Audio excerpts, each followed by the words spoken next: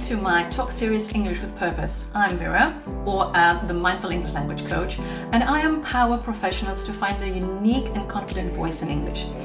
The idea of English with Purpose talks was with me for a long time, and I finally am here. The goal is to ignite conversation around the fact that English can be a connector or a tool that can help us express our views and our thoughts and our ideas with the rest of the world. And part of the goal for this talk is that I want to release the pressure of perfection for professionals where English isn't the native language. Ready for an interesting conversation? Follow me.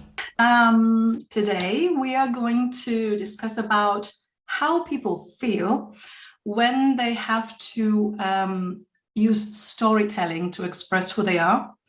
And I have Chris with me here to discuss all about it. Hi. But first of all, Chris, would you like to introduce yourself? Tell us who you are, what you do.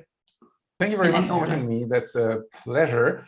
Mm-hmm. My life professionally circles around how you say things. Mm-hmm. So I help you to make sure your idea, your message is heard exactly like you feel it. Perhaps you know that feeling when you have to give a presentation or you even give a speech in front of a larger audience. You really feel like, oh my God, I hope that people understand me. It's so important to me. I need to make sure. Yeah. And I help you to actually make sure you can do that. And it becomes simple and you feel calm and confident when you're stepping up to share your wonderful message. This is absolutely great work. I do something similar, but not only for presentations. However, I want you to think about this question. What's the difference between good story or good storytelling and great storytelling? That is the question for 250,000 euros, I guess. Yes. There is, as you say, rightfully so, a good portion of techniques that you can get right. And from a technical standpoint, you are telling a story. Mm-hmm. But with everything in public speaking and communication, we always remember in the audience how you make us feel. Mm-hmm. So I'd say one of the main points distinguishing good speakers from those we truly remember is how they make us feel. Mm-hmm. Meaning they really tell the story from their heart. It's not just a strategic means to give a good presentation that they have orchestrated or perhaps prepared perfectly on paper. No, there is that personal connection they feel to that story. Yeah. And that's something that speaks in between the words, but we feel it. So I think that is the single most important reason and skill to develop to make sure the audience feels the story. Mm-hmm. This heart connection you speak of, it's so important to me as well. It doesn't matter whether you have to speak in an audience or you have to speak to someone and make that connection. Is this a gift that you have as a person to connect truly with someone? Or, as you said, it's also a technical part, a technical skill you can acquire? I think it's not. Well, it certainly is a gift if you do it naturally, but it is something that you can learn, because good public speaking, in my professional experience, doesn't require talent. It requires willingness to learn, to be open, and to be mindful and speak from a space of love if you want. Mm-hmm, mm-hmm. Because what I observe very often, most of my clients are women who have a purpose, who are connected to what they do. You can really feel it when you speak with them. Mm-hmm. They just feel like they are lacking the skills and specific techniques to get the talk onto the road, to really develop and unlock all of their potential. So yeah, they don't have a gift in storytelling, so to say. They have many gifts and they are passionate entrepreneurs and change makers. But then I love observing that it just takes a little bit of audience skills, this dashboard, as I like to say, to make them, put them in a space where you can actually create that impact, make sure their message is heard exactly as they feel it. Mm-hmm. So then it becomes a gift for them, but it has nothing they couldn't have learned. They developed it and they unlocked that capacity for themselves. Mm-hmm. In your opinion, does one need perfect English to deliver a great story? If you work maybe with someone who's not a native speaker of English? Yes, most of my clients, me included, are not native speakers, so I can absolutely relate. Also, I learned English at some point in my studies in my life. And I'd say sometimes perfect English can even be a barrier. And I'm not saying native speakers, obviously, it's wonderful to listen to them. Their diction is perfect, and some even use a very rich vocabulary, such as people from Great Britain, as you. This is just wonderful how flowery and diverse your vocabulary is, and it brings stories to life. But as I've mentioned before, so much in effective communication and public speaking is about that connection between you and the audience, them feeling you. And it has a good part to do with you standing on stage for who you are and not for the role you believe you have to fulfill. Taking up the space with your vibes. Exactly. It's important. I've been in that situation myself. Sorry to interrupt. And as a native speaker, it didn't matter. It mattered more that people are looking at me and what can I say? And the moment I was into my purpose and why I'm there and what do I want to share, the fear of being looked at or observed disappeared, and then I just started to speak. Yes. Yeah. And again, it is all about how you make us feel. We remember how we felt during your presentation. And of course, I mean, anyone stepping up on the stage is already knowledgeable mostly about what they speak. So we can rule out this fear of, I'm going to talk about complete rubbish. No, that never happens. At least I've never seen it. So it's about that feel. And we in the audience, we feel if you are only thinking about, oh my God, my accent, oh my God, my vocabulary, oh my God, my grammar. And we feel awkward because we feel your pain and we are empathetic beings. We don't like that. But if you owned your reality, if you were there and saying, okay, I've worked with someone like you, Vera, helped me to get rid of the intensity of my accent so people don't understand me, but now I have an accent because I'm perhaps a French native speaker or a Spanish or Russian native speaker. Excellent, yes. This is my truth. Yes. Then it's not anymore in the way between me understanding you, but then it becomes part of who you are. And that's wonderful. And that's what I like your work, because you are so good at helping us get that obstacle out of the way so our message can be heard and we can be there for who we truly are. And that's the real gift. When I was in my uni days, all the people, I mean, I had also international students with me, and I could see the shame. Someone from Africa or someone from, I don't know, another country had to do a presentation with the native English speakers, and I could feel the shame, and I felt bad for them. And also the environment pushed you to be perfect. And I felt awkward. That's why I am still feeling awkward with the perfectness. And I want to, this is a myth, right? Yeah. It is.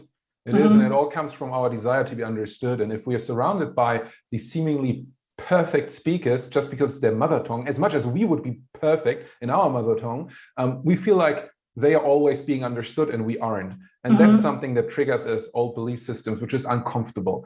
And I can just share, for what it's worth, that I hear that all the time. I experience it. It is natural, and it would be too easy for me to just dismiss it and say, hey, just get over it. Accent is not bad. I understand. It feels sometimes like, if I could only get rid of this, I'd be so happy. Yes. Yeah, but you can work on it and you can make it a bit better, but it's mostly being more okay with having an accent, working on the tiny little edges, polishing them off to just be understood more clearly for some words that really matter. And then you'll just grow into, hey, this is my voice. And you don't have to find your voice, you have one, but you allow yourself to be heard. And I think that's what's the empowering step to do. Yeah, exactly. Now, you mentioned that you are also not a native speaker, and you are in that kind of sometime thinking, oh, my accent or something. What changes do you notice when you speak or express yourself in English, whether it's now or in an audience? Does something change in you or not? Yes, I think the most significant feature that I've also heard a lot from my clients over the past years, and I noticed from my uni days, is that if we speak in a foreign language, we are just that little bit detached from our fears and old beliefs, because it's all back to childhood, and we've heard all these things and thought about these things in our native language. So I sometimes find it a bit easier to speak about uncomfortable subjects, or perhaps even about emotions, which I always find difficult to address in a foreign language, because there is just this hard to describe distance. I'm like a little bit of a different person. I'm now in English, and I haven't heard these words, and it's a bit easier to express, perhaps also because my word choices are slightly limited in a foreign language compared to my own native language. So perhaps I don't have the luxury to think so much about how exactly I want to phrase it, because there are maybe just 5 options, where in my native language I might have 20. So I feel, there's this bit of a character you become when you speak a foreign language, I feel. Do you feel nicely detached or sometimes uncomfortably detached from your language when you step into the English? Well, today I've always felt quite comfortable and happy, because it was just this neutral space where I didn't have all the memory. It felt a bit like I can play the role I want to be. Today it has changed, because today in my work is so much about language and communication, and I work in English, German, and French every day, that it has become so normal for me on an everyday basis that these barriers have sort of faded away. I feel myself in all the 3 languages, which is not at all to boast about my skill to speak those, but the more I coach and the more I am with you in my sessions, and the more I have to be myself, because that's, I think, what I am as a coach, the less I could allow this fake barrier to exist. I had to allow myself to go in no matter what language I speak. And that created a new sense of security, because I noticed that it is more powerful and I feel more comfortable being truly me. Also something I want to be in my professional life, also my private, obviously, but we're speaking here about the professional. Yes. That I appreciate that development, actually. Yeah, and this shift you describe takes time and practice, and you do it daily. But imagine those clients of mine or yours that they don't do it daily, but they have to do it maybe weekly. The frequency, I think, gives us this confidence, and the more you practice, it's a matter of practice and time, I think. Now, what do you notice from your clients that are not natives that come to you for a speech? Do they share with you also this, but I'm not native, but can you also help me with how to express my message? Do they come to this question? Yes, they might perhaps in my universe word it a little bit different, but it always comes down to, I just can't express myself as well as the others, or I don't know how to get my messages across. I want to be understood. No one understands. The comparison, right? The element of comparison and fear, right? Yeah, and it's this, no, I'm not good enough. And yes, right? yes. Because they try to copy fancy expressions they might hear from native speakers, which they sometimes don't fully understand the meaning of. They are perhaps it's not theirs yet. Exactly. They haven't integrated or assimilated the vibe or the energy of the expression. True. Yeah, I would fully agree. Yeah, that's it. So how do you deal with this kind of phase in them, this fear? How do you coach them? I help them to connect to their message, which is something we feel in the audience. So we go a bit deeper. We firstly understand what is it they truly want to say. And then when we go into phase 2 to really put it into an impactful format that the audience can understand, we might in these cases work on 2 or 3 expressions that we develop for them, that they feel comfortable in. Let's say it's a French native, so they might have a French expression they like, and there it's perhaps a little bit of my privilege to understand, so we can talk about it in French quickly and say, okay, but why do you like that expression? What does it truly say for you? And then we can brainstorm. Sometimes even they can take a dictionary at home, or I can help if I have an idea, and we decide on an expression that feels the same way, so it becomes theirs. Expression carries an image. Yeah, definitely. And as soon as I visualize what I want to say, it's easier. And this is what I say also to my clients. What do you really have as an image of your message? What does it look like? Yes. Yeah. It looks like something. I love that you say that. I wouldn't have used that expression, but I love it hearing it now. This is exactly what I think I try to do as well, to help them visualize it and connect it, which is also the same as in storytelling. We draw pictures into people's minds, and that helps us to communicate, to be understood. So yeah, I love it. That really helps. Yes, exactly. Now, if you go back to the days where English was something new to you, a new tool to you, what was your main challenge and how did you deal with it? Excellent. I was really frustrated to not have the same range of vocabulary and to be immediately spotted as a non-native speaker with an accent. And I surely have some still today, because English isn't my native language, but being put in that category in my own self-perception was what I struggled most with. And how did you remedy this false thought or mindset? Because it's a mindset thing. I wish I had this awareness and knowledge back then. Well, in our 20s, yes, it's difficult. So my actions were really, I was super strict with myself. I sometimes hated myself. I felt treated unfairly, that I couldn't overcome it. I put enormous pressure on myself to get rid of that accent. I listened to myself. I looked up fancy words, and I sort of went down the lane of eloquence and complicated sentence structures and vocabulary that hopefully others wouldn't understand. So I could sort of praise myself for knowing that, well, funky words such as serendipity or these things that sound super cool, but I didn't know back then, right?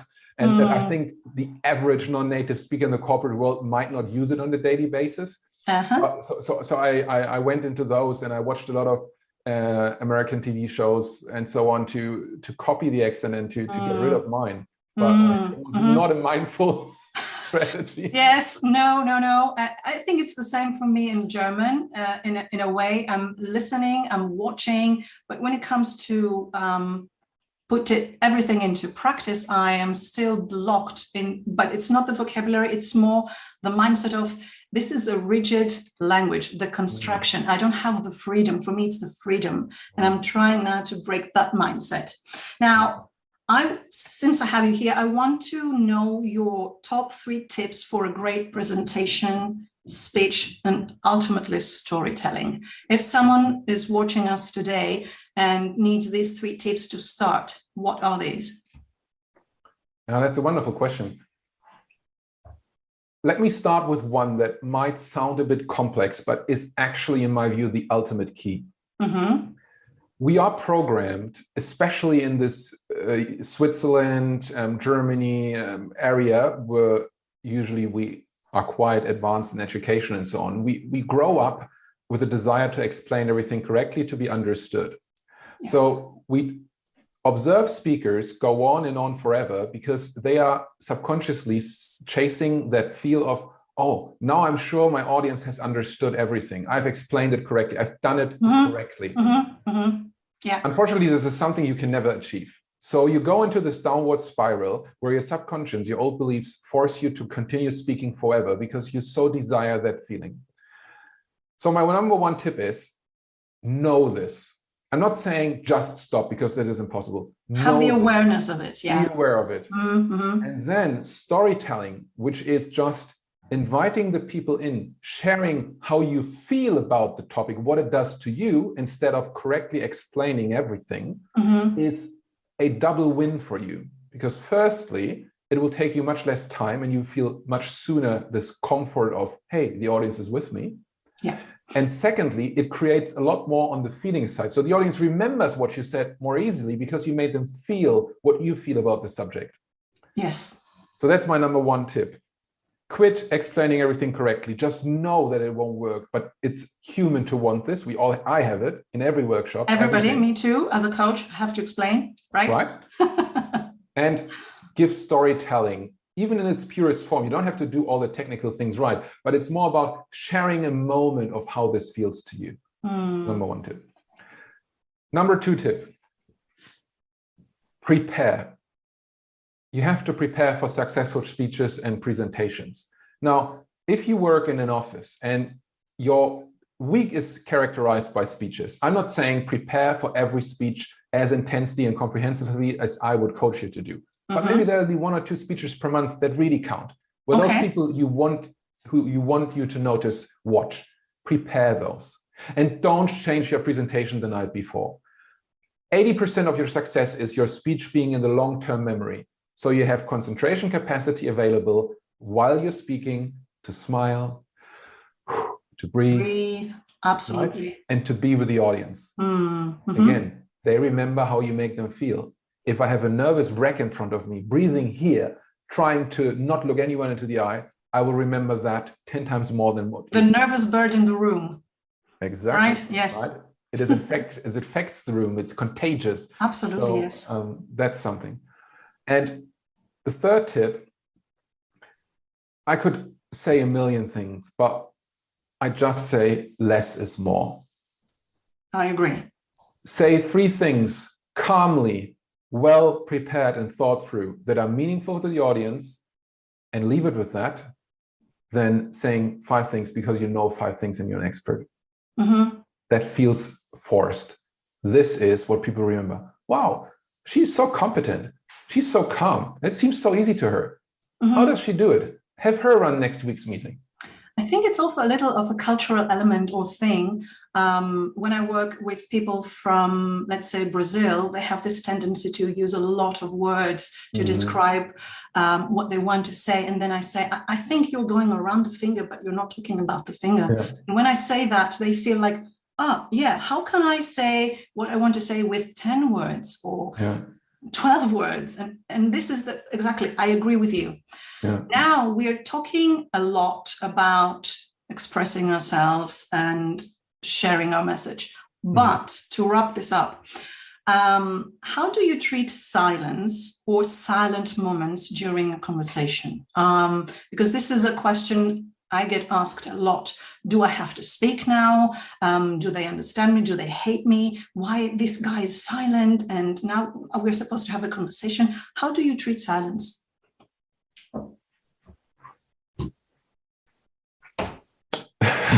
Making a point here. You see, this is equally important, like speaking, but also taking a pause, right? Thinking or calculating what we want to say or whatever. You know, there is a famous song by Ronan Keating from 1999, which I think we all grew up listening to. It's "You say it best when you say nothing at all." And as much as this is a little wink of the eye joke, I think this line bears a lot of truth. Speeches live off their pauses. It's the single most effective delivery tool you can use. Yeah. But I also want to acknowledge the reality that in a conversation, it's more difficult to make pauses because you're just right in front of the person. It feels awkward, you feel seen, and you're afraid of the person being bored or whatever. I'd still say, do those, but try to do them being open. You can let your arms rest on the armrests. Don't cross your arms, don't cross them in your lap, because that puts your brain into a defensive mode. But be open, a bit like from the coaching perspective, be open to receive, be curious what the other person has to share. Because we are so quickly pushed into that corner that I've just referred to as explaining everything correctly, is having to say something all the time. Yeah. But that leaves a feeling with your conversation partner of being put under pressure, like machine gun fire. So that's when they feel often urged to interrupt you because their subconscious feels like, hey, alarm, alarm, I'm not heard. I need to be heard too. I need to dive in. And that creates more of a tug of war in the conversation. So I don't want to say just do pauses, but I'd say dare to do pauses whenever you dare to do those. And respect them, right? And respect the silence if it's a few seconds. It doesn't necessarily mean that I don't like what you're saying, but probably I'm thinking and reflecting on what you said and I'm preparing my answer. So take it exactly with the awareness of it exists and it's important, an important part within a conversation or within storytelling. And a pause is a wonderful opportunity to smile, which goes always a long way in a conversation. Right. Yeah. Great. Thank you, Chris, so much. I could have like a whole day talking about these things, but but this is like a little sample for our audience that they could take away some tips. And understand that, perfection is a myth, and embracing yourself is the most important thing, whether you are in a conversation with your colleagues or on a stage. Absolutely. Thank you so much, Chris. You're welcome. Thank you for having me, and best speeches as always.